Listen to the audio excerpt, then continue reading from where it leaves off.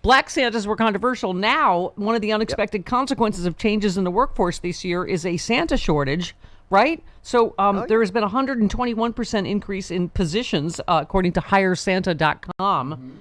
And this is given a bump to the Black Santa movement, which is a thing. Yes. Because Gary Anthony Williams Black is kids portraying a Black Santa They on want a Disney Plus show. They want representation. For the first time, Disney theme parks are including a Black Santa Claus in Christmas celebrations for the first time in its 66-year history.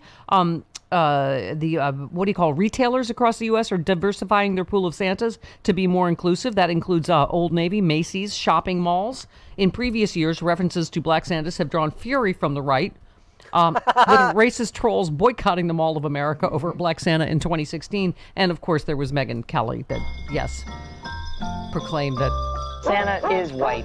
Santa is white. Okay. Jesus was a white man, too. No. You can't take facts and then try to change them to fit some sort of a political agenda. Santa is white. All right. Santa is white. Enjoy your Black Santas, please, for God's sakes. My name is Kringle, Chris Kringle. Hey, you don't mind if I don't sneak in through your house through the chimney, do you? The chimney. That's the total Mel Brooks. That's Mel Brooks, yes. Okay. All right. January 6th, Representative Aguilar on what's goings on with Meadows, etc.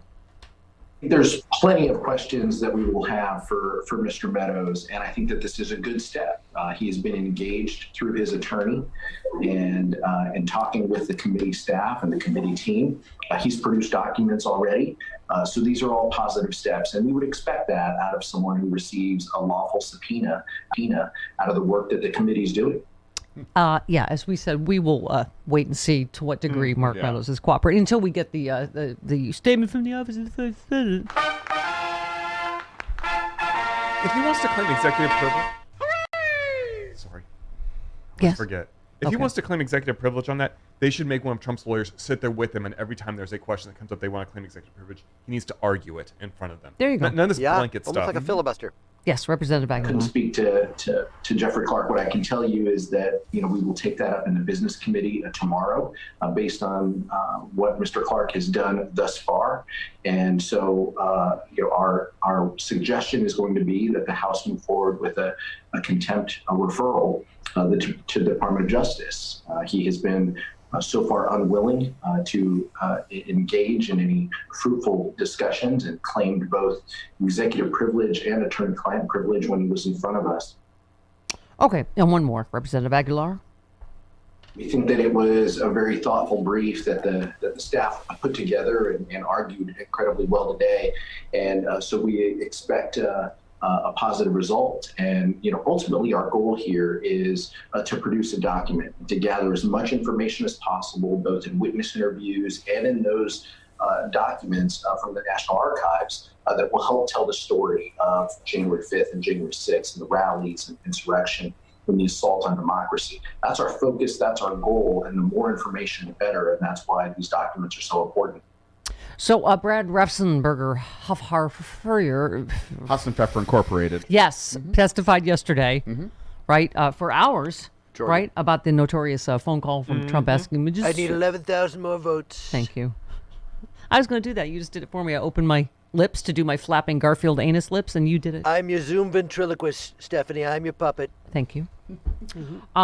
He said we talked about everything leading into the election. That's where the greatest disinformation was foisted upon our nation, said Brad Hofsenpepper.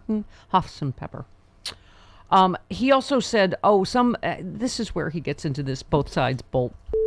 He said that some of the people on the committee might not like everything I had to say, referring to a history of stolen election claims that included Stacey Abrams' refusal to concede defeat and the 26th. Actually did cheat. Right. Unlike Trump, Abrams never tried to reverse the election defeat, instead filed litigation seeking to expand access to the ballot. She also acknowledged that Kemp had won the election, that she was not governor. Right. She simply pointed out that Kemp was in charge of the election and threw out, purged the voter rolls, like for instance. 300,000 votes. Yes, which is not anywhere near the same thing as what Donald Trump said. But thank you, Mr. Both She never Sides. said dead people are voting. And then Raffensperger did the, he said he hoped he left the impression that looking backward is not helpful. What happened in January was terrible, but we need to be blah, blah, blah. Really? What? Really? Terrible? Let's just let this one coup go, because whatever, it's in the past now. Aren't all coups in the past? Yes. That's using NRA logic. Listen, Michigan was over 12 hours ago. Yeah, it's in We the can't past. Look backward. Yeah, exactly. Where was I? Oh, Jeff in Florida. There's where I was going. Jeff, you're on with Carlos. Go ahead. Hey, Jeff. Hey, Steph. Long-time listener, second-time caller. Okay. Sorry, had to do the radio. Hello. Stroke. Okay. Love the team. Love all of you. Thank you. I've been listening. I've been cheating on you and listening to the abortion Oh. argument on MSNBC. Right. Why are they letting the male judges talk? It is ridiculous. I know. I do not understand it. It's making me crazy.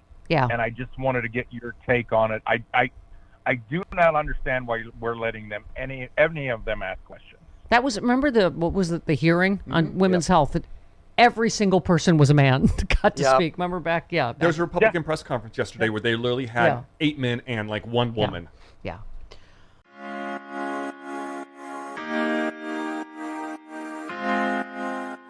Ow.